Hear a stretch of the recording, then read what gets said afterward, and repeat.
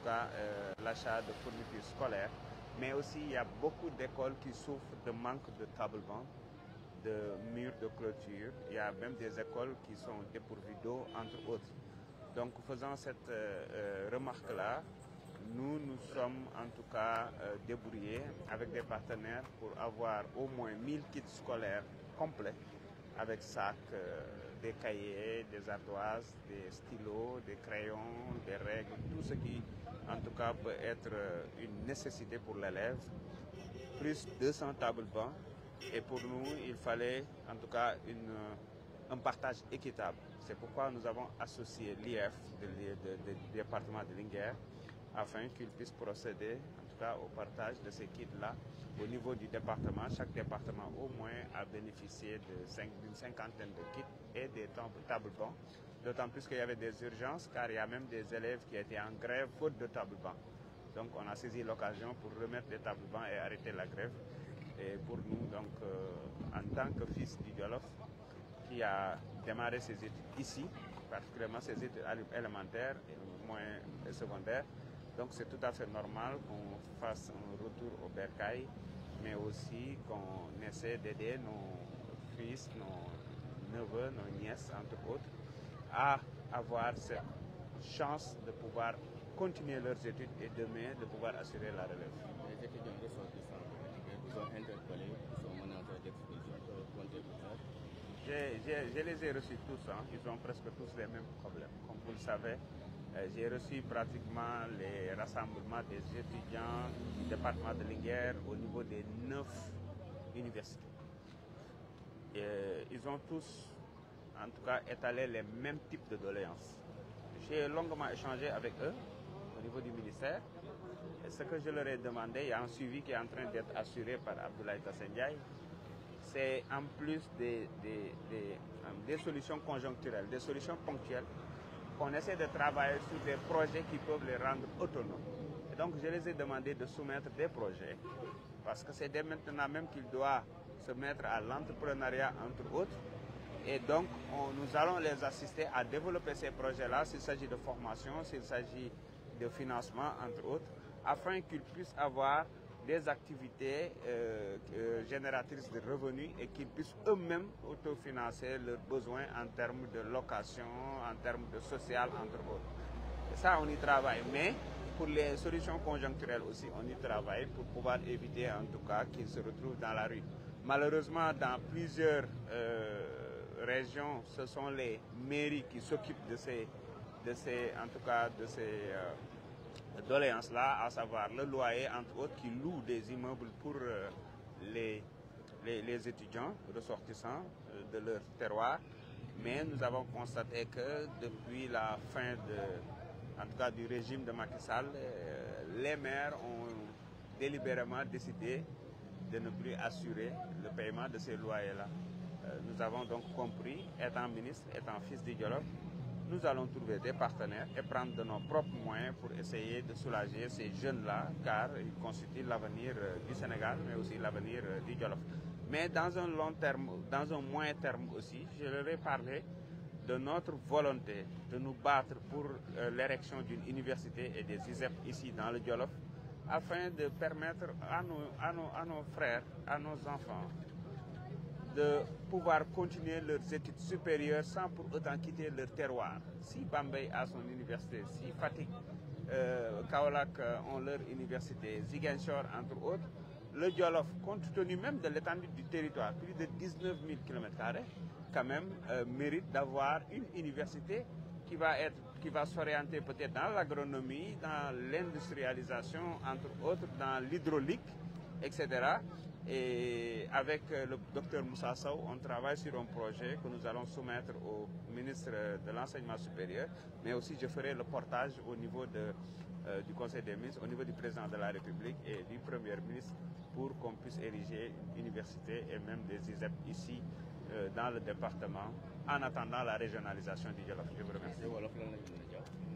waaw ci wolof li ñu mën a tënk mooy dañ fi teewoon tey rek indi woon suñu njàppandal ci xale yi nga xam ne ñoo nekk ci département de Linguère nga xam ne lu mat junni kit scolaire junni sac yoo xam ne bu ci nekk la ñu soxla yëpp ci classe bi am na ci biir waaye tamit ñaar téeméeri table banc en attendant pour que ñu mën koo jàppale. am nay écoles yu bëri yoo xamante ne ni dañu seen i table banc doyul te jot nañ leen ko séddale ndax les demandes sont là ñu liggéey ci ak IEF nag pour mu bañ a nekk rek mbirum yaama neex comme ñoom ñoo xam situation cartographie écoles yi ak élèves yi nga xam ne ñoo nekk ci département bi fexe nañ daal ba mu am benn partage équitable ñu jox ko vraiment les nécessités parce que ñoom xam nañ les nécessités. donc ñi ñu fi gis ñoo xam ne ay jirim lañ ñoo xam ne seen loxo jotul seen ginnaaw entre autres lu mat 50 kits minimum dans chaque commune. je pense que dina am lu mu soulager